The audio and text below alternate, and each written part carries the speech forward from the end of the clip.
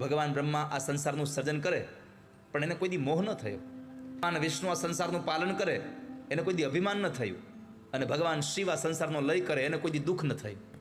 ન શોક છે, ન અભિમાન છે, ન કઈનો ભય છે. એવું તત્વ પરમાત્મા છે, બ્રહ્મા વિષ્ણુ મહેશ.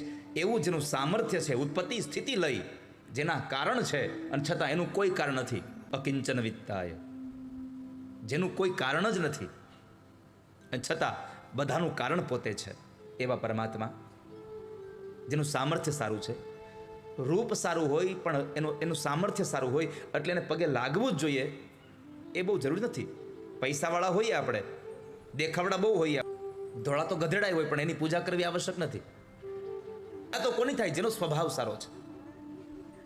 પરમાત્માની પૂજા એટલા માટે થાય છે, એનું સ્વરૂપે સારું છે, એનું સામર્થ્ય સારું છે, એનું બળે સારું છે અને સૌથી વધારે એનો સ્વભાવ સારો છે. પરમાત્માનો જે સ્વભાવ છે એવો સ્વભાવ આ દુનિયામાં કોઈનો છે નહીં. આપણે થાય અમારા ભાઈનો સ્વભાવ બહુ સારો, બધી વસ્તુ લઈ આવે, તમને ગમે એવું બધું કરે, એ સ્વભાવ સારો નથી. પણ એને ન ગમે એવું તમારાથી થઈ જાય છતાં તમને પ્રેમ કરતો રહે, એ સ્વભાવ સારો છે. તમારો અપરાધ થઈ જાય, તમે દંડને પાત્ર હોવ અને તમને દંડ આપી દે, એ માણસ મહાન નથી. તમે દંડને પાત્ર હોવા છતાં પણ તમને ક્ષમા કરી દે, એ પાત્ર મહાન છે સંસારમાં. અને આ સંસારમાં ક્ષમા કરવાનું જો કોઈને આવડતું હોય તો કેવલ પરમાત્માને આવડે છે. પ્રભુ ક્ષમા કરે છે. ક્ષમા વીરસ્ય ભૂષણ. કોઈને માફ કરી દેવો એ બહુ મોટું છે.